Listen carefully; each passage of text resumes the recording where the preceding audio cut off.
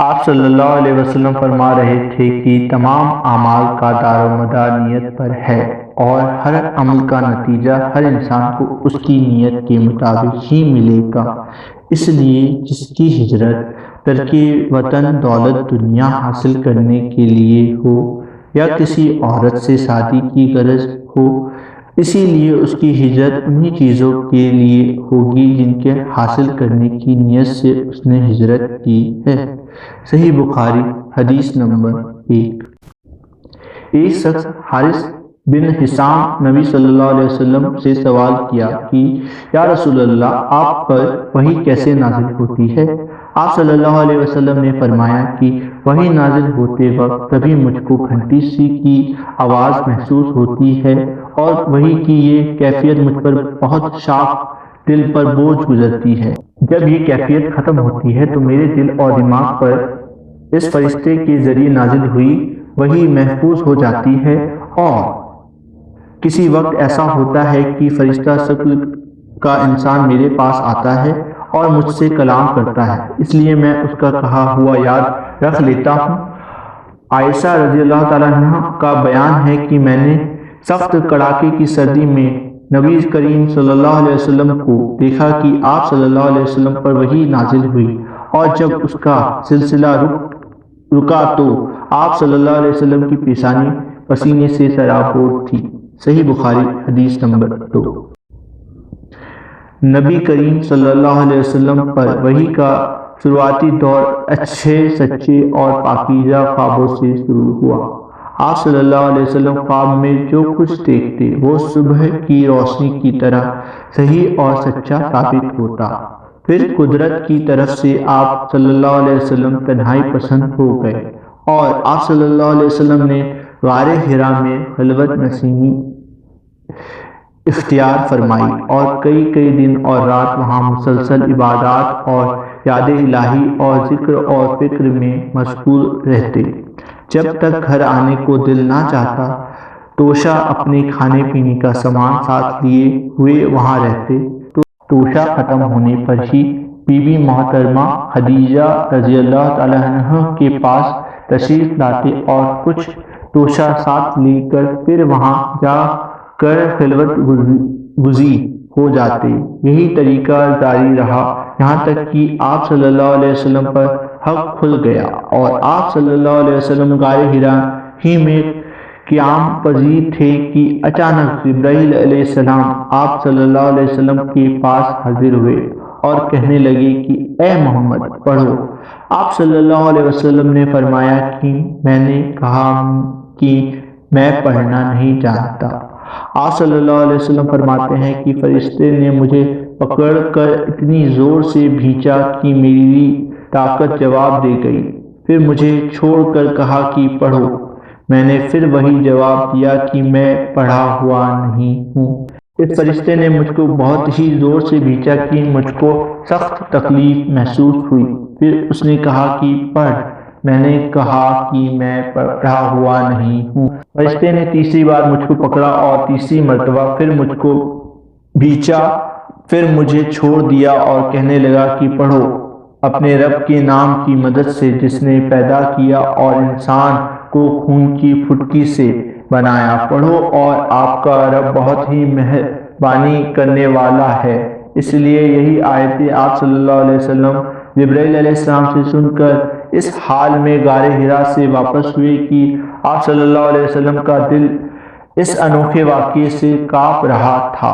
آپ صلی اللہ علیہ وسلم خدیجہ رضی اللہ تعالیٰ عنہ کی یہاں تشریف لائے اور فرمایا کہ مجھے کمبل اڑھا دو، مجھے کمبل اڑھا دو۔ لوگوں نے آپ صلی اللہ علیہ وسلم کو کمبل اڑھا دیا۔ جب آپ صلی اللہ علیہ وسلم کا ڈر جاتا رہا تو آپ صلی اللہ علیہ وسلم نے اپنی بی بی محترمہ خدیجہ رضی اللہ تعالیٰ عنہ کو تفصیل کے ساتھ یہ واقعہ سنایا اور فرمانے لگے کہ مجھ کو اب اپنی جان کا خوف ہو گیا ہے۔ آپ صلی اللہ علیہ وسلم کی بیوی محترمہ خدیجہ رضی اللہ تعالیٰ عنہ نے آپ صلی اللہ علیہ وسلم کو ڈھارس بندھائی اور کہا کہ آپ کا خیال صحیح نہیں ہے، اللہ کی قسم آپ کو اللہ کبھی رسوا نہیں کرے گا، آپ تو بہترین اخلاق کے مالک ہیں۔ آپ تو کنبہ پرور ہیں، بے کسوں کا بوجھ اپنے سر پر رکھ لیتے ہیں، مفلسیوں کے لیے آپ کماتے ہیں، مہمان نوازی میں آپ بے مثال ہیں، اور مشکل وقت میں آپ حق کا ساتھ دیتے ہیں۔ ایسی خوبیوں والا انسان اس طرح بے وقت ذلت اور خواری کی موت نہیں پا سکتا۔ پھر مزید تسلی کے لیے خدیجہ رضی اللہ تعالیٰ عنہ آپ صلی اللہ علیہ وسلم کو ورقہ بن نوفل کے پاس لے گئی، جو ان کے چچا زاد بھائی تھے اور زمانے جاہلیت میں نصرانی عیسائی مذہب اختیار کر چکے تھے اور عبرانی زبان کے قابل تھے۔ چنانچہ انجیل کو بھی حسب منشائے خداوندی عبرانی زبان میں لکھا کرتے تھے۔ انجیل سوریانی زبان میں نازل ہوئی تھی، پھر اس کا ترجمہ عبرانی زبان میں ہوا۔ ورقہ اسی کو لکھتے تھے۔ وہ بوڑھے ہو گئے تھے، یہاں تک کہ ان کی آنکھوں کی روشنی بھی رخصت ہو چکی تھی۔ خدیجہ رضی اللہ تعالیٰ عنہ نے ان کے سامنے آپ صلی اللہ علیہ وسلم کے حالات بیان کیے اور کہا کہ اے چچا زاد بھائی، اپنے بھتیجے محمد صلی اللہ علیہ وسلم کو زبانی ذرا ان کی کیفیت سن لیجیے۔ وہ بولے کہ بھتیجے، اب آپ نے جو کچھ دیکھا ہے اس کی تفصیل سناؤ۔ چنانچہ آپ صلی اللہ علیہ وسلم نے اول سے آخر تک پورا واقعہ سنایا، جسے سن کر ورقہ نے بے اختیار ہو کر بول اٹھے کہ یہ تو وہی ہستی فرشتہ ہے جسے اللہ نے موسیٰ علیہ السلام پر وحی دے کر بھیجا تھا۔ کاش میں آپ کے اس عہد نبوت کے شروع ہونے پر جواں عمر ہوتا، کاش میں اس وقت تک زندہ رہتا جبکہ آپ کی قوم آپ کو اس شہر سے نکال دے گی۔ رسول اللہ علیہ وسلم نے یہ سن کر تعجب سے پوچھا کہ کیا وہ لوگ مجھ کو نکال دیں گے، حالانکہ میں تو ان میں سچا اور امین اور مقبول ہوں۔ ورقہ بولے، ہاں یہ سب کچھ سچ ہے، مگر جو شخص بھی آپ کی طرح حق لے کر آیا لوگ اس کے دشمن ہی ہو گئے ہیں۔ اگر مجھے آپ کی نبوت کا وہ زمانہ مل جائے تو میں آپ کی پوری مدد کروں گا۔ مگر ورقہ کچھ دنوں کے بعد انتقال کر گئے، پھر کچھ وقت تک وحی کا آنا رکا رہا۔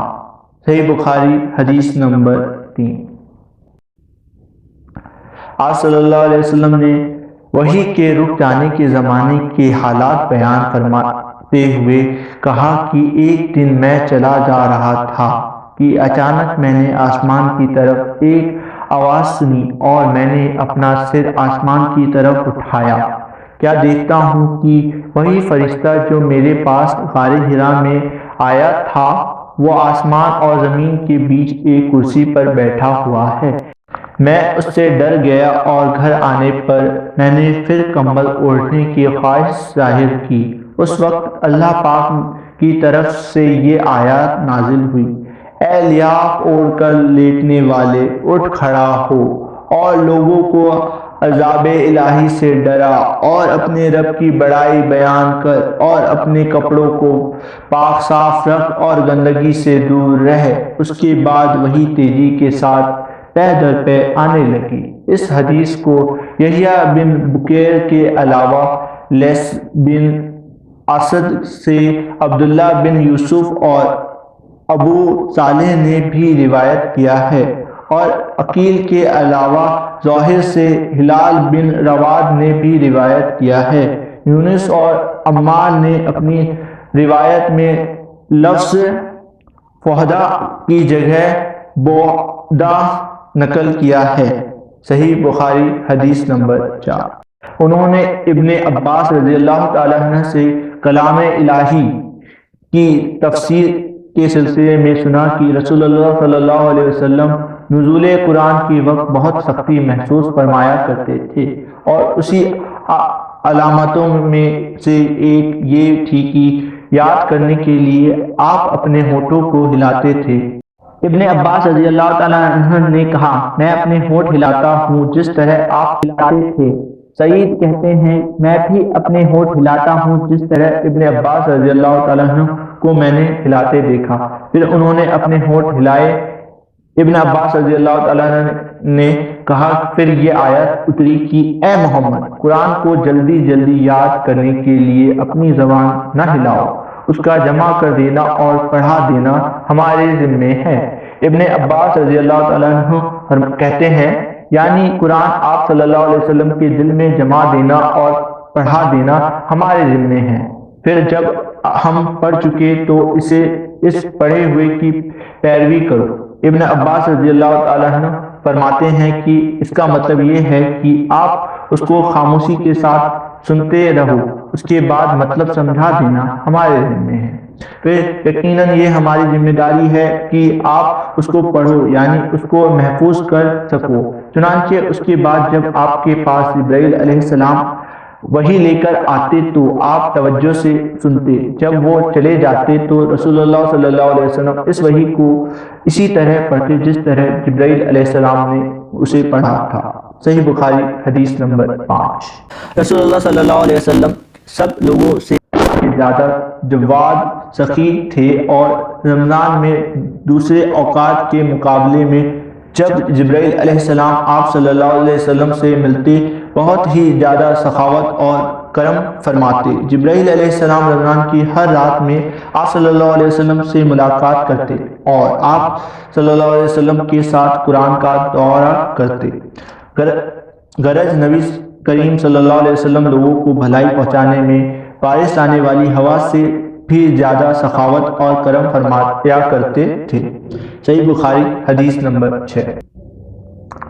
ہرقل شاہ روم نے ان کے پاس قریش کے قافلے میں ایک آدمی بلانے کو بھیجا اور اس وقت یہ لوگ تجارت کے لیے ملک شام گئے ہوئے تھے اور یہ وہ زمانہ تھا جب رسول اللہ صلی اللہ علیہ وسلم نے قریش اور ابو سفیان سے ایک وقتی عہد کیا ہوا تھا۔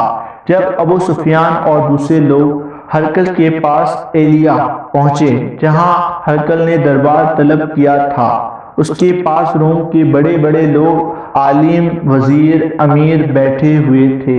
ہرقل نے ان کو اور اپنے ترجمان کو بلایا، پھر ان سے پوچھا کہ تم میں سے کون سخت رسالت کے دعوے دار کا زیادہ قریبی عزیز ہے؟ ابو سفیان کہتے ہیں کہ میں بول اٹھا کہ میں اس کا سب سے زیادہ قریبی رشتہ دار ہوں۔ یہ سن کر ہرقل نے حکم دیا کہ اس کو ابو سفیان کو میرے قریب لا کر بٹھاؤ اور اس کے ساتھیوں کو اس کی پیٹھ کے پیچھے بٹھا دو۔ پھر اپنے ترجمان سے کہا کہ ان لوگوں سے کہہ دو کہ میں ابو سفیان سے اس شخص کی یعنی محمد صلی اللہ علیہ وسلم کے حالات پوچھتا ہوں، اگر یہ مجھ سے کسی بات میں جھوٹ بول دے تو تم اس کا جھوٹ ظاہر کر دینا۔ ابو سفیان کا قول ہے کہ اللہ کی قسم اگر مجھے یہ غیرت نہ آتی کہ یہ لوگ مجھ کو جھٹلائیں گے تو میں آپ صلی اللہ علیہ وسلم کی نسبت ضرور غلط بیانی سے کام لیتا۔ خیر پہلی بات جو ہرقل نے مجھ سے پوچھی وہ یہ کہ اس شخص کا خاندان تم لوگوں میں کیسا ہے؟ میں نے کہا وہ تو بڑے اونچے نسب والے ہیں۔ کہنے لگا اس سے پہلے بھی کسی نے تم لوگوں میں ایسی بات کہی تھی؟ میں نے کہا نہیں۔ کہنے لگا اچھا اس کے بڑوں میں کوئی بادشاہ ہوا ہے؟ میں نے کہا نہیں۔ پھر اس نے کہا بڑے لوگوں نے اس کی پیروی اختیار کی ہے یا کمزوروں نے؟ میں نے کہا نہیں، کمزوروں نے۔ پھر کہنے لگا کہ اس کے دعوے دار دن بڑھتے جاتے ہیں یا کوئی ساتھی پھر بھی جاتا ہے؟ میں نے کہا نہیں۔ کہنے لگا کہ کیا اپنے اس دعوے نبوت سے پہلے کسی بھی موقع پر اس نے جھوٹ بولا ہے؟ میں نے کہا نہیں۔ اور اب ہماری اس سے صلح کی ایک مقرر مدت ٹھہری ہوئی ہے، معلوم نہیں وہ اس میں کیا کرنے والا ہے۔ ابو سفیان کہتے ہیں کہ میں اس سے بات کے سوا اور کوئی جھوٹ اس بات چیت میں شامل نہ کر سکا۔ ہرقل نے کہا کیا تمہاری اس سے کبھی لڑائی بھی ہوتی ہے؟ ہم نے کہا کہ ہاں۔ بولے پھر تمہاری اور اس کی جنگ کا کیا حال ہوتا ہے؟ میں نے کہا لڑائی ڈول کی طرح ہے، کبھی وہ ہم سے میدان جیت لیتے اور کبھی ہم ان سے جیت لیتے۔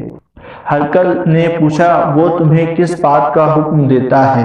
میں نے کہا وہ کہتا ہے کہ صرف ایک اللہ کی عبادت کرو، اس کا کسی کو شریک نہ بناؤ، اور اپنے باپ دادا کی شرک کی باتیں چھوڑ دو، اور ہمیں نماز پڑھنے، سچ بولنے، پرہیزگاری اور صلہ رحمی کا حکم دیتا ہے۔ یہ سب سن کر پھر ہرقل نے اپنے ترجمان سے کہا کہ ابو سفیان سے کہہ دے کہ میں نے تم سے اس کا نسب پوچھا تو تم نے کہا کہ وہ ہم میں اونچے نسب کا ہے، اور پیغمبر اپنی قوم میں اونچے نسب کا ہی بھیجے جایا کرتے ہیں۔ میں نے تم سے پوچھا کہ دعوے نبوت کی یہ بات تمہارے اندر اس سے پہلے کسی اور نے بھی کہی تھی؟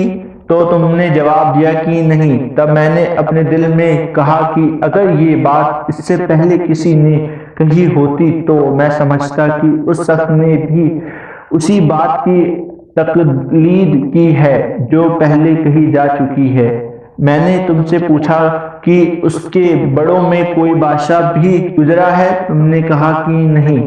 تو میں نے دل میں کہا کہ ان کے بزرگوں میں سے کوئی بادشاہ ہوا ہوتا تو کہہ دوں گا کہ وہ شخص اس بہانے اپنے باپ دادا کی بادشاہت اور ان کا ملک دوبارہ حاصل کرنا چاہتا ہے۔ اور میں نے تم سے پوچھا کہ اس بات کے کہنے یعنی پیغمبر کا دعویٰ کرنے سے پہلے تم نے کبھی اس کو برا بھلا کہنے کا الزام لگایا ہے؟ تم نے کہا کہ نہیں۔ تو میں نے سمجھ لیا کہ جو شخص آدمیوں کے ساتھ برا بھلا کرنے سے بچے وہ اللہ کے بارے میں کیسے جھوٹی بات کہہ سکتا ہے۔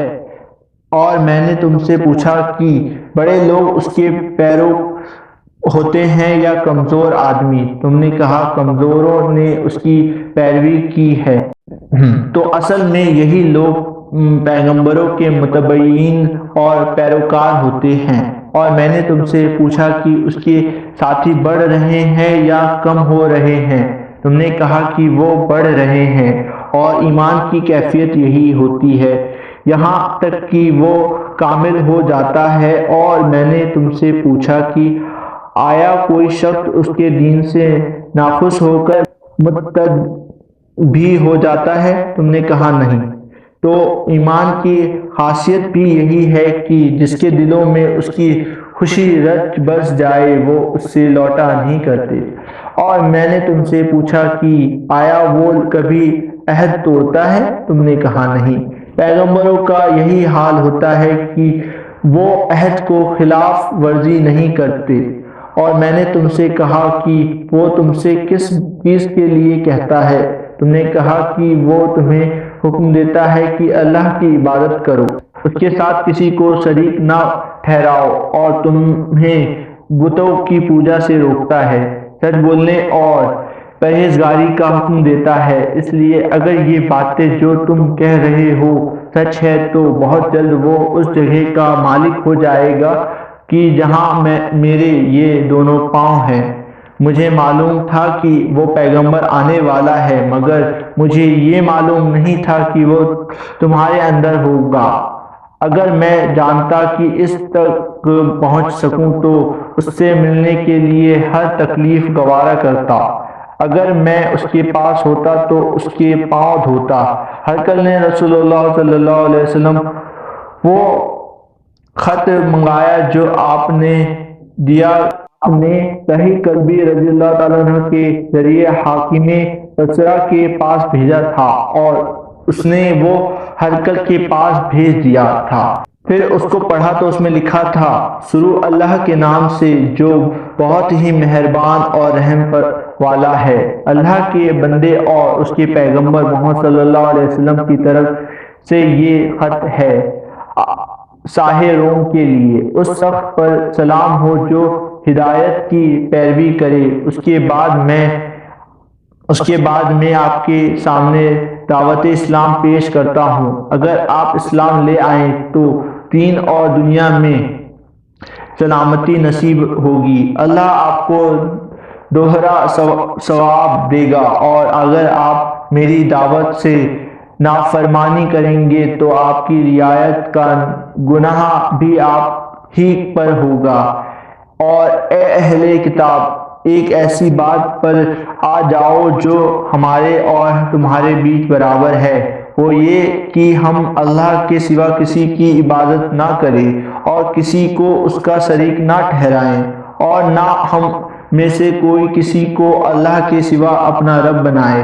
پھر اگر وہ اہل کتاب اس بات سے منہ پھیر لے تو مسلمانوں، تم ان سے کہہ دو کہ تم مانو یا نہ مانو، ہم تو ایک اللہ کے اطاعت گزار ہیں۔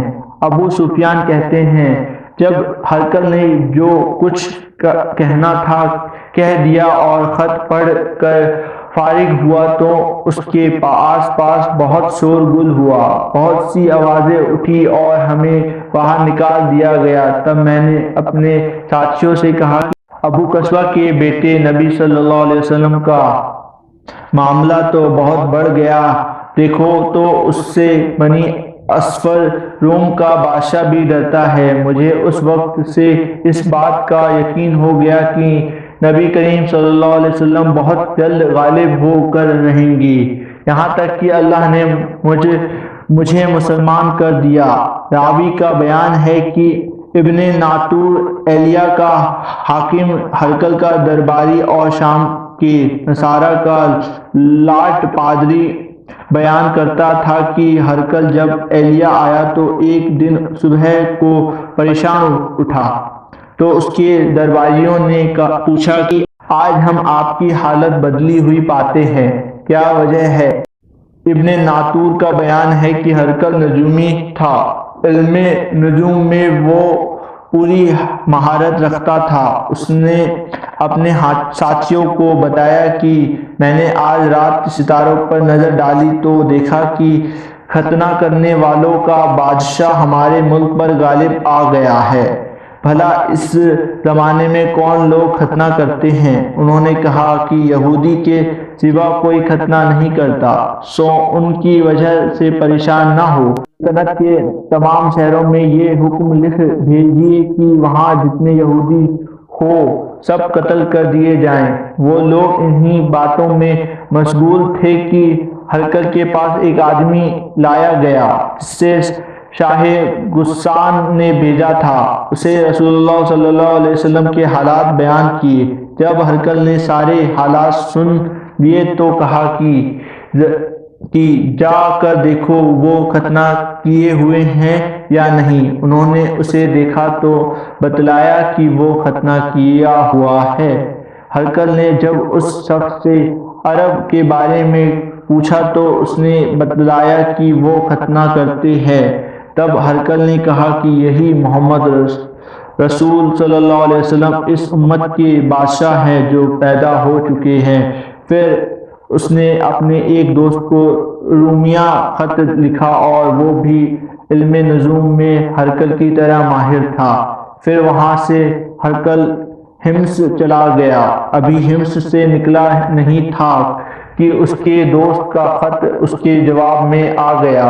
اس کی رائے بھی نبی کریم صلی اللہ علیہ وسلم کے حضور کے بارے میں ہرقل کے موافق تھی کہ محمد صلی اللہ علیہ وسلم واقعی پیغمبر ہیں۔ اس کے بعد ہرقل نے روم کے بڑے آدمیوں کو اپنے حمص کے محل میں طلب کیا اور اس کے حکم سے محل کے دروازے بند کر دیے گئے۔ پھر وہ اپنے خاص محل سے باہر آیا اور کہا، اے روم والو، کیا ہدایت اور کامیابی میں کچھ حصہ تمہارے لیے بھی ہے؟ اگر تم اپنی سلطنت کی بقا چاہتے ہو تو پھر اس نبی کی بیعت کر لو اور مسلمان ہو جاؤ۔ یہ سننا تھا کہ پھر وہ لوگ وحشی گدھوں کی طرح دروازوں کی طرف دوڑے مگر انہیں بند پایا۔ آخر جب ہرقل نے اس بات سے ان کی یہ نفرت دیکھی اور ان کے ایمان لانے سے مایوس ہو گیا تو کہنے لگا کہ ان لوگوں کو میرے پاس لاؤ۔ جب وہ دوبارہ آئے تو اس نے کہا، میں نے جو بات کہی تھی اس سے تمہاری دینی پختگی کی آزمائش مقصد تھی، سو وہ میں نے دیکھ لی۔ تب یہ بات سن کر وہ سب کے سب اس کے سامنے سجدے میں گر پڑے اور اس سے خوش ہو گئے۔ آخر میں حرکت کی آخری حالت یہی رہی۔ ابو عبداللہ کہتے ہیں کہ اس حدیث کو صالح بن کیسان، یونس اور عمار نے بھی زہری سے روایت کیا ہے۔ صحیح بخاری حدیث نمبر 7۔ رسول اللہ صلی اللہ علیہ وسلم نے فرمایا، اسلام کی بنیاد 5 چیزوں پر قائم کی گئی ہے۔ اول، شہادت دینا کہ اللہ کے سوا کوئی معبود نہیں ہے اور بے شک محمد صلی اللہ علیہ وسلم اللہ کے سچے رسول ہیں، اور نماز قائم کرنا اور زکوٰۃ ادا کرنا اور حج کرنا اور رمضان کے روزے رکھنا۔ صحیح بخاری حدیث نمبر 8۔ آپ صلی اللہ علیہ وسلم نے فرمایا کہ ایمان کی 7 سے کچھ اوپر شاخیں ہیں، اور حیا شرم بھی ایمان کی ایک شاخ ہے۔ صحیح بخاری حدیث نمبر 9۔ آپ صلی اللہ علیہ وسلم نے فرمایا، مسلمان وہ ہے جس کی زبان اور ہاتھ سے مسلمان بچے رہے، اور مہاجر وہ ہے جو ان کاموں کو چھوڑ دے جن سے اللہ نے منع فرمایا۔ ابو عبداللہ نے فرمایا اور ابو معاویہ نے ہم کو حدیث بیان کی، داؤد بن ابی ہند نے، انہوں نے روایت کی عامر ازبی سے، انہوں نے کہا کہ میں نے سنا عبداللہ بن عمرو بن عاص سے، وہ حدیث بیان کرتے ہیں جناب نبی کریم صلی اللہ علیہ وسلم سے وہی مذکورہ حدیث، اور کہا کہ عبدالعالی نے روایت کیا داؤد سے، انہوں نے عامر سے، انہوں نے عبداللہ بن عمرو بن عاص سے، انہوں نے نبی کریم صلی اللہ علیہ وسلم سے۔ صحیح بخاری حدیث نمبر 10۔ لوگوں نے پوچھا، رسول اللہ کون سا اسلام بہتر ہے؟ تو نبی کریم صلی اللہ علیہ وسلم نے فرمایا، وہ جس کے ماننے والے مسلمانوں کی زبان اور ہاتھ سے سارے مسلمان سلامتی میں رہے۔ صحیح بخاری حدیث نمبر 11۔ ایک دن ایک آدمی نے نبی کریم صلی اللہ علیہ وسلم سے پوچھا کہ کون سا اسلام بہتر ہے؟ فرمایا کہ تم کھانا کھلاؤ اور جس کو پہچانو اس کو بھی اور جس کو نہ پہچانو اس کو بھی، یعنی سب کو سلام کرو۔ صحیح بخاری حدیث نمبر 12۔ نبی کریم صلی اللہ علیہ وسلم نے فرمایا، تم میں سے کوئی شخص ایماندار نہ ہوگا جب تک اپنے بھائی کے لیے وہ نہ چاہے جو اپنے نفس کے لیے چاہتا ہے۔ صحیح بخاری حدیث نمبر 13۔ اس تک رسول اللہ صلی اللہ علیہ وسلم نے فرمایا، قسم ہے اس ذات کی جس کے ہاتھ میں میری جان ہے، تم میں سے کوئی بھی ایماندار نہ ہوگا جب تک میں اس کے والد اور اولاد سے بھی زیادہ اس کا محبوب نہ بن جاؤں۔ صحیح بخاری حدیث نمبر 14۔ نبی کریم صلی اللہ علیہ وسلم نے فرمایا، تم میں سے کوئی شخص ایماندار نہ ہوگا جب تک اس کے والد اور اس کی اولاد اور تمام لوگوں سے زیادہ اس کے دل میں میری محبت نہ ہو جائے۔ صحیح بخاری حدیث نمبر 15۔ نبی کریم صلی اللہ علیہ وسلم نے فرمایا، 3 عادتیں ایسی ہے کہ جس میں یہ پیدا ہو جائیں اس نے ایمان کی مٹھاس کو پا لیا۔ اول یہ ہے کہ اللہ اور اس کا رسول اس کے نزدیک سب سے زیادہ محبوب بن جائے۔ دوسرا یہ کہ وہ کسی انسان سے صرف اللہ کی رضا کے لیے محبت رکھے۔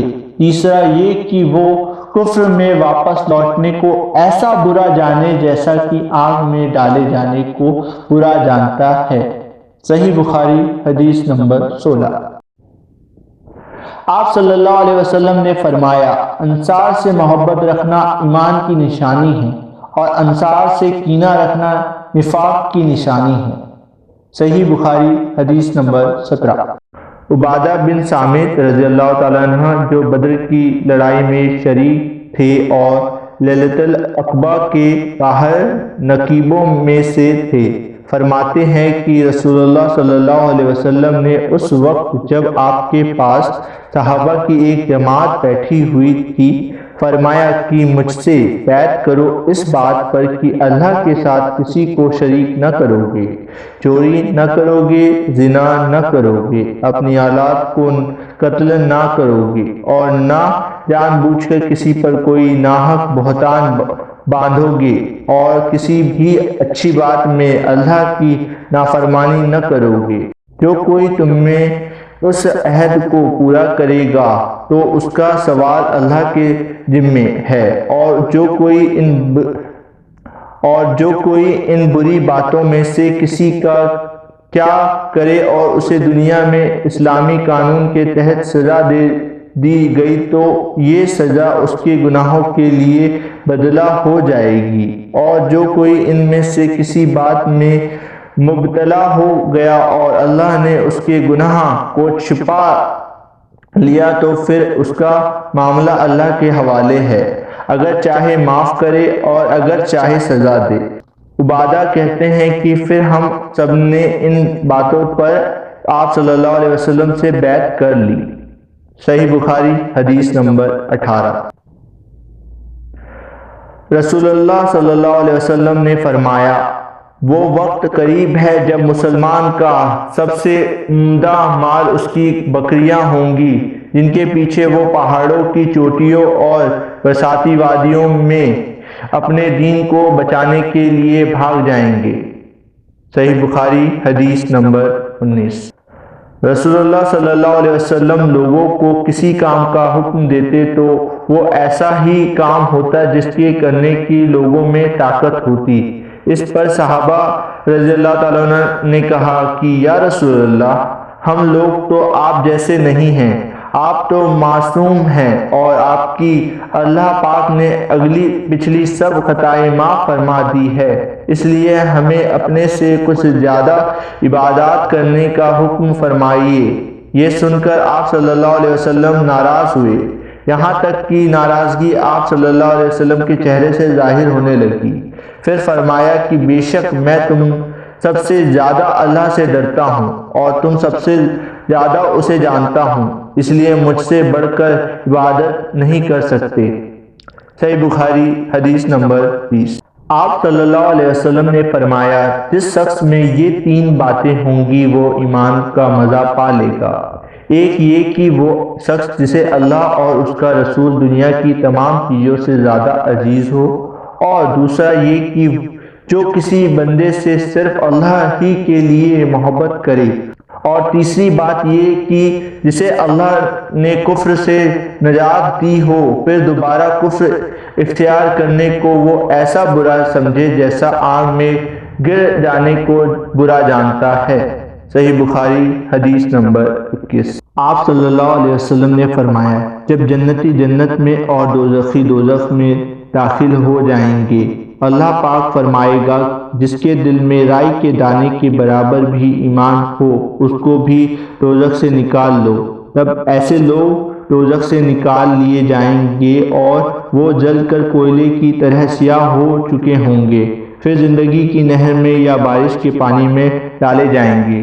یہاں راوی کو شک ہو گیا ہے کہ اوپر کے راوی نے کون سا لفظ استعمال کیا۔ اس وقت وہ دانے کی طرح اگ آئیں گے جس طرح ندی کے کنارے دانے اگ آتے ہیں۔ کیا تم نے نہیں دیکھا کہ دانہ زردی مائل پیچ در پیچ نکلتا ہے؟ وہیب نے کہا کہ ہم سے عمر نے حیات کی بجائے حیات اور خردل من ایمان کی بجائے خردل من خیر کا لفظ بیان کیا ہے۔ صحیح بخاری حدیث نمبر 22۔ رسول اللہ صلی اللہ علیہ وسلم نے فرمایا کہ میں ایک وقت سو رہا تھا، میں نے خواب میں دیکھا کہ لوگ میرے سامنے پیش کیے جا رہے ہیں اور وہ کرتے پہنے ہوئے ہیں، کسی کا کرتا سینے تک ہے اور کسی کا اس سے نیچا ہے۔ پھر میرے سامنے عمر بن خطاب لائے گئے، ان کے بدن پر جو کرتا تھا اسے وہ گھسیٹ رہے تھے، یعنی ان کا کرتا زمین تک نیچا تھا۔ صحابہ نے پوچھا، یا رسول اللہ اس کی کیا تعبیر ہے؟ آپ صلی اللہ علیہ وسلم نے فرمایا کہ اس سے دین مراد ہے۔ صحیح بخاری حدیث نمبر 23۔ ایک بار رسول اللہ صلی اللہ علیہ وسلم ایک انصاری شخص کے پاس سے گزرے، اس حال میں کہ وہ اپنے ایک بھائی سے کہہ رہے تھے کہ تم اتنی شرم کیوں کرتے ہو؟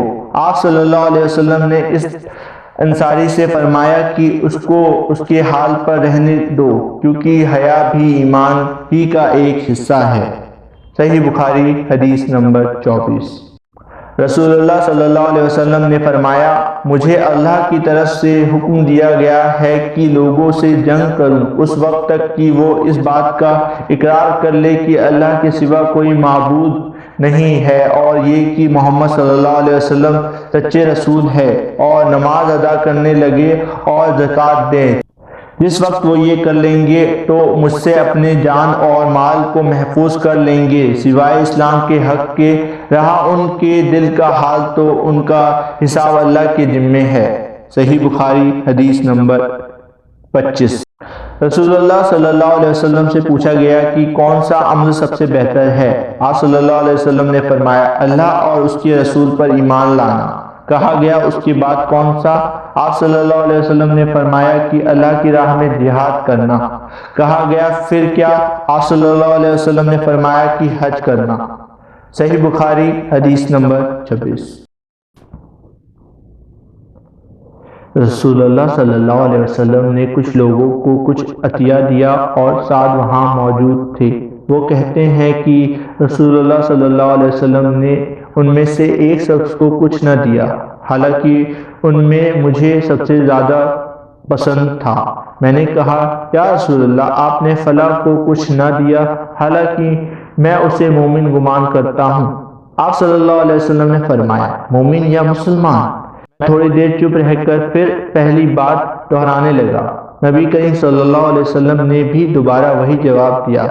پھر آپ صلی اللہ علیہ وسلم نے فرمایا کہ اے سعد، باوجود یہ کہ ایک شخص مجھے زیادہ عزیز ہے، پھر بھی میں اسے نظر انداز کر کے کسی اور دوسرے کو اس خوف کی وجہ سے یہ مال دے دیتا ہوں کہ وہ اپنی کمزوری کی وجہ سے اسلام سے پھر جائے اور اللہ اسے آگ میں اوندھا ڈال دے۔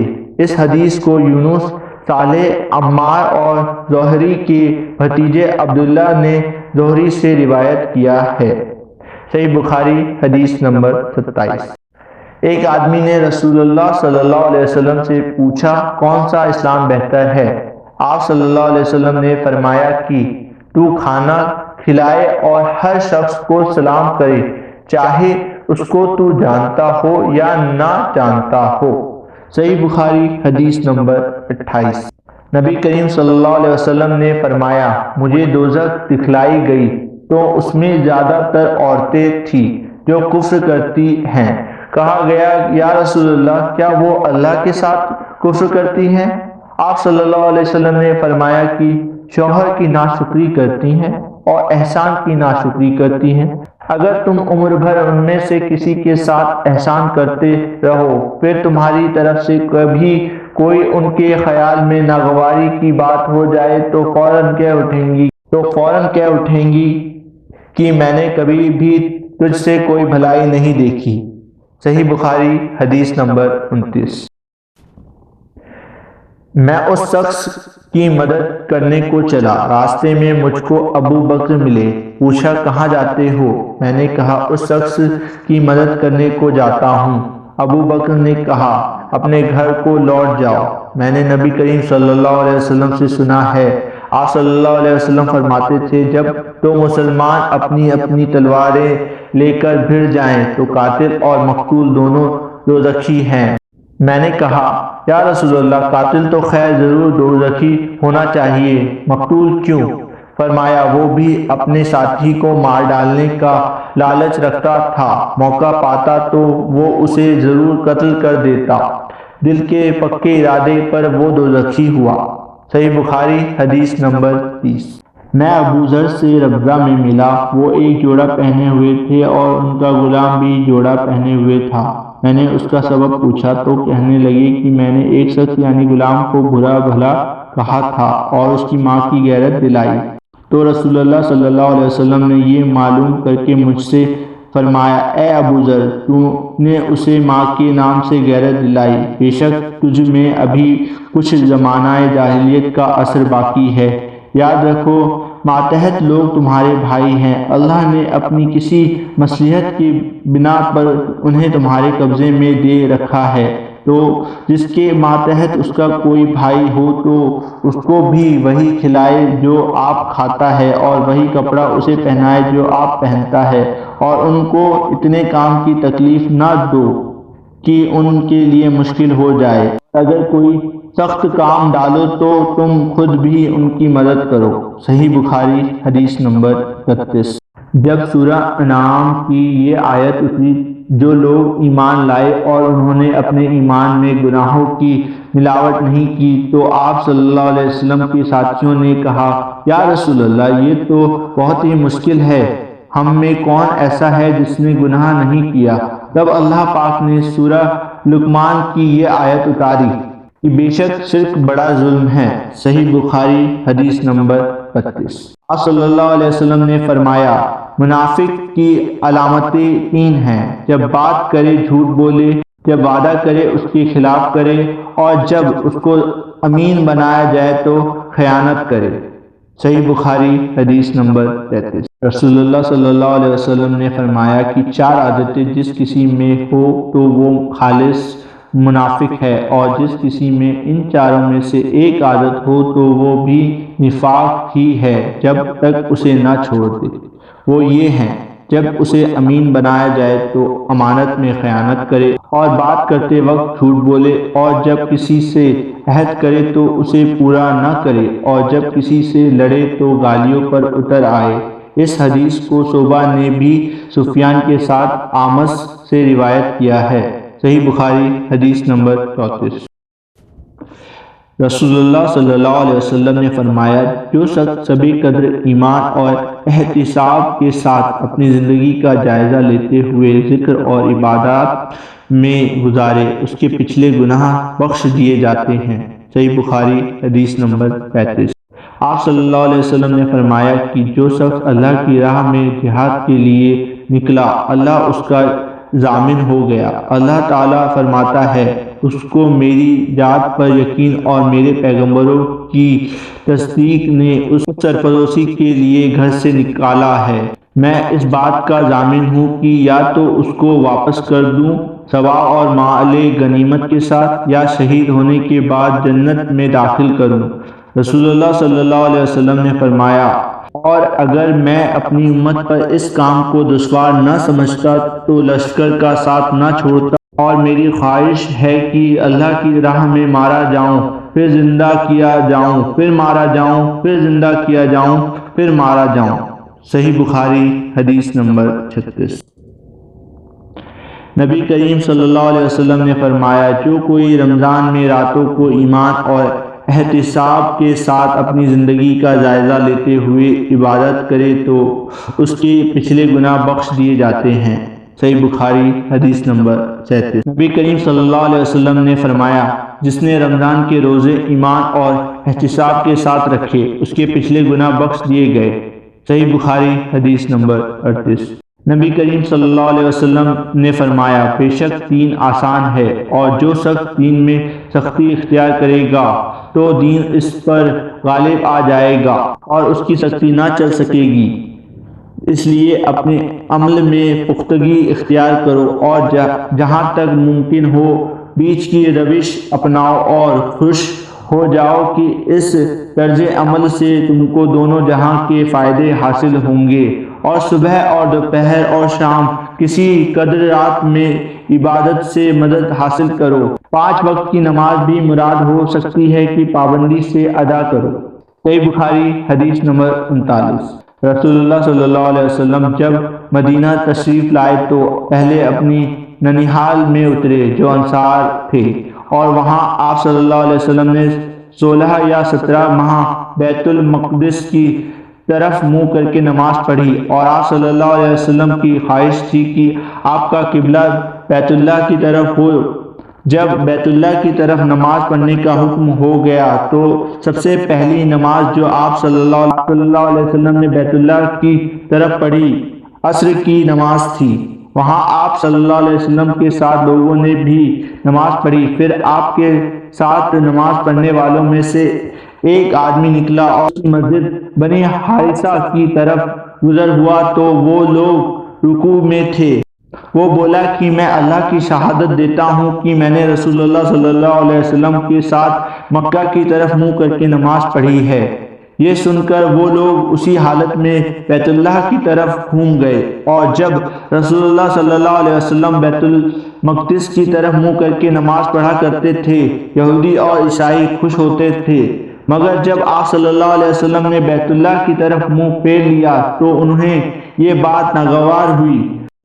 زہیر ایک راوی کہتے ہیں کہ ہم سے ابو اسحاق نے برا سے یہ حدیث بھی نقل کی ہے کہ قبلے کی تبدیلی سے پہلے کچھ مسلمان انتقال کر چکے تھے، تو ہمیں یہ معلوم نہ ہو سکا کہ ان کی نمازوں کے بارے میں کیا کہیں۔ تب اللہ نے یہ آیت نازل کی، ما کان اللہ لیضیع ایمانکم، صحیح بخاری حدیث نمبر 40۔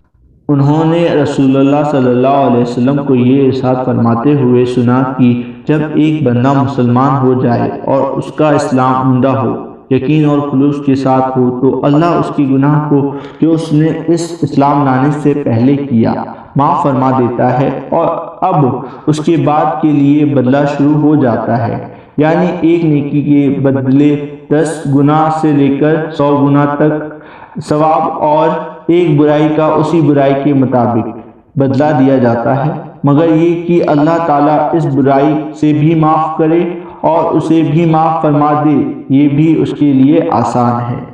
صحیح بخاری حدیث نمبر 41۔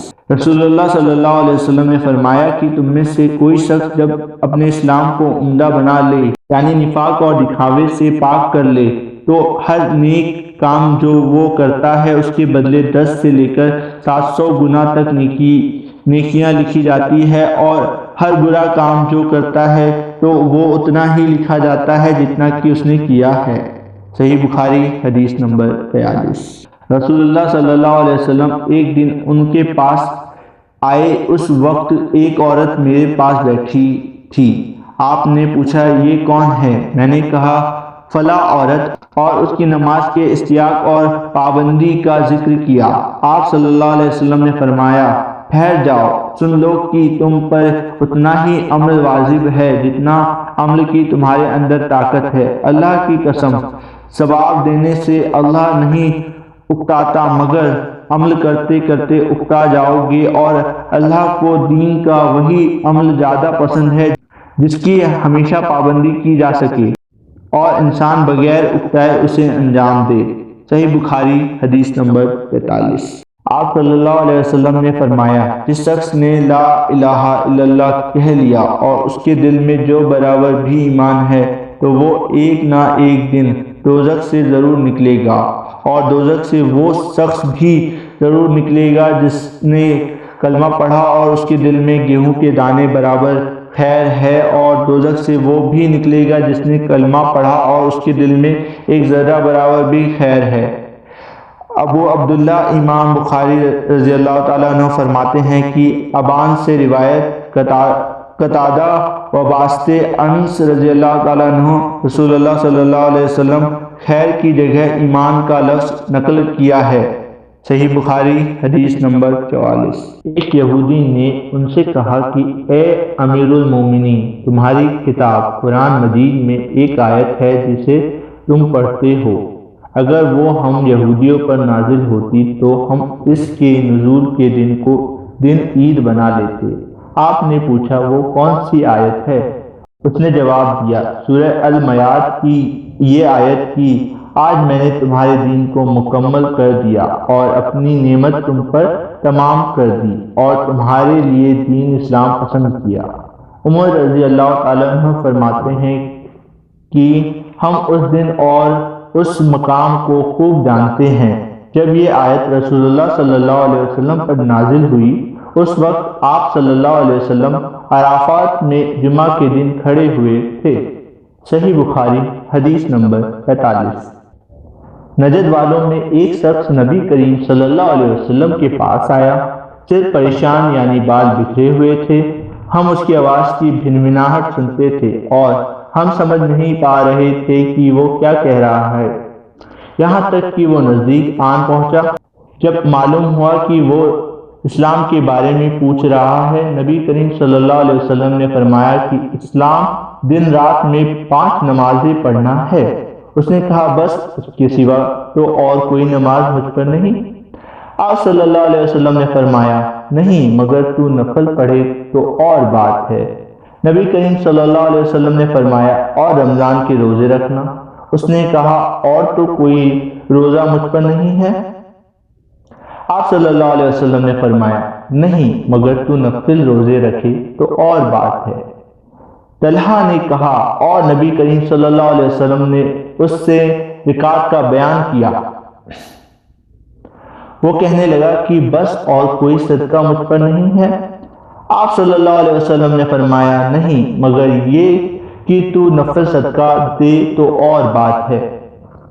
راوی نے کہا پھر وہ شخص پیٹھ موڑ کر چلا، اس طرح کہتا جاتا قسم اللہ کی میں نہ اس سے بڑھاؤں گا نہ گھٹاؤں گا۔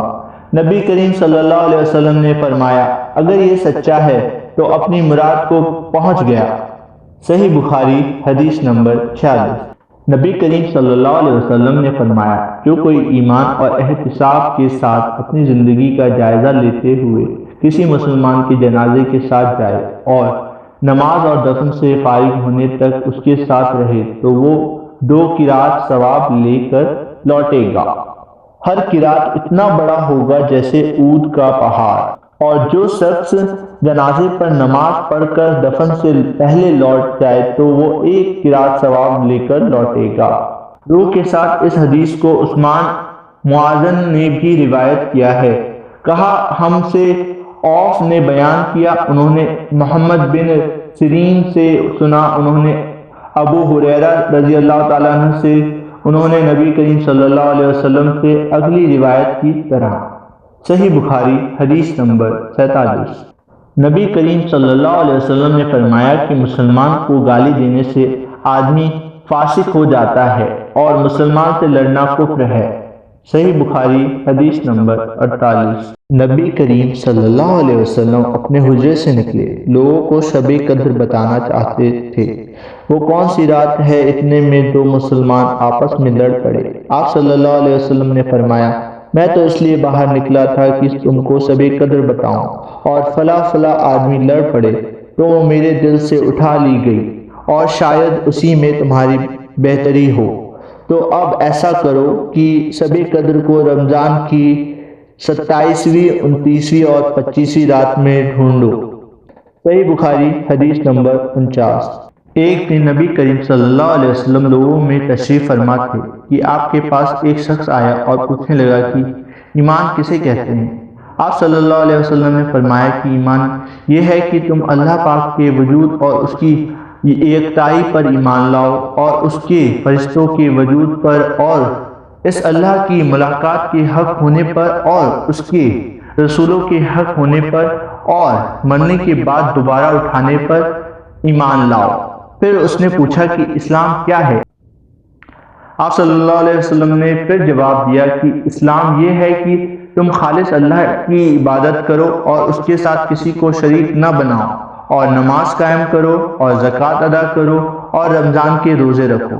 پھر اس نے احسان کے متعلق پوچھا۔ آپ صلی اللہ علیہ وسلم نے فرمایا احسان یہ کہ تم اللہ کی عبادت اس طرح کرو مانو تم اسے دیکھ رہے ہو، اگر یہ درجہ نہ حاصل ہو تو پھر یہ تو سمجھو کہ وہ تم کو دیکھ رہا ہے۔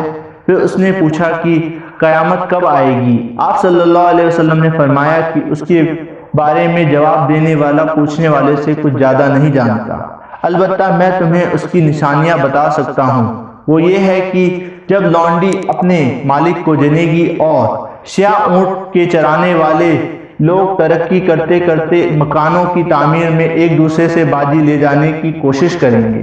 یاد رکھو قیامت کا علم ان 5 چیزوں میں ہے جن کو اللہ کے سوا کوئی نہیں جانتا۔ پھر آپ نے یہ آیت پڑھی کہ اللہ ہی کو قیامت کا علم ہے کہ وہ کب ہوگی۔ آخری آیت تک پہنچے، پھر وہ پوچھنے والا پیٹھ پھیر کر جانے لگا۔ آپ صلی اللہ علیہ وسلم نے فرمایا کہ اسے واپس بلا کر لاؤ۔ لوگ دوڑ پڑے مگر وہ کہیں نظر نہیں آیا۔ آپ صلی اللہ علیہ وسلم نے فرمایا کہ وہ جبرائیل علیہ السلام تھے جو لوگوں کو ان کا دین سکھانے آئے تھے۔ ابو عبداللہ امام بخاری فرماتے ہیں کہ نبی کریم صلی اللہ علیہ وسلم نے ان تمام باتوں کو ایمان ہی قرار دیا ہے۔ صحیح بخاری حدیث نمبر 50۔